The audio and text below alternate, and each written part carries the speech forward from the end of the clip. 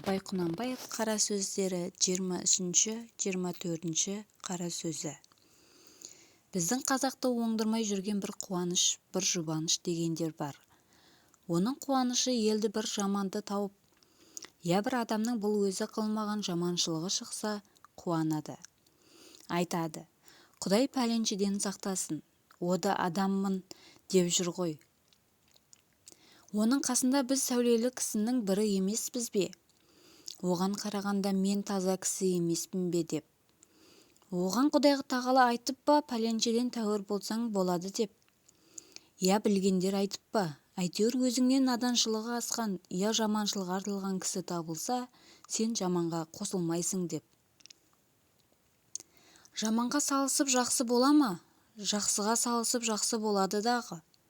100 ат бәйгеге қосылса, мен бәйге алдым деген сөз болса, алдында неше ат бар деп сұрар, артыңда неше ат бар еді деп сұрағанның несі сөз? Мен 5 аттан 10 аттан ілгері едім дегеннің несі қуаныш? Енді жұбанышы жалғыз біз бе? Елдің бәрі де сөйтіп ақ жүр ғой? Көппен көрген ұлы той, көппен бірге болсақ болады да деген сөзі жұбаныш қылады. Оған Құдай тағала айтып па, көптен қалмасаң болады деп. Көпке қаһарым жүрмейді деп, көпке тұзағым жетпейді деп пе? Ғылым көппе келіп пе?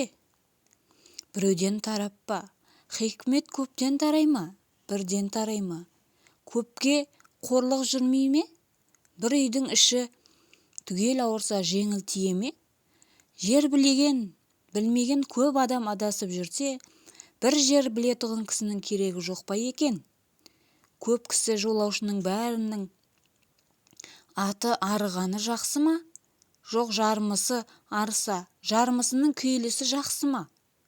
Жұт келсе елдің бәрінің түгел жұтағаны жақсы ма? Жарым жартысы аман қалғаны жақсы ма?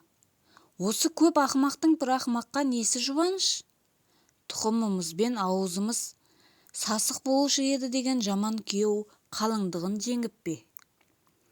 Көңілін сол сөзі расы қылуға жетіп пе? Ендеше көбіңнен қалма, сенде аузыңды сасыта бер деп пе? Менің каналыма жазылып, қолдау білдіріп қойыңыздар. 24 сөзі. Жер жүзінде 2000 миллионнан көп артық адам бар. 2 миллиондай қазақ бар. Біздің қазақтың достығы, дұшпандығы, мақтаны, мықтылығы, мал іздеуі, өнер іздеуі, жұрт тануы ешбір халыққа ұқсамайды. Бірімізді біріміз аңдып, жаулап, ұрлап, кірпік қақтырмай отырғанымыз. 3 миллионның халқы артық дүниеде бір қалада бар. Дүниенің бас аяғын 3 айналып көрген кісі толып жатыр. Өстіп, жер жүзіндегі жұрттың қоры болып, бірімізді біріміз аңдып өтеміз бе?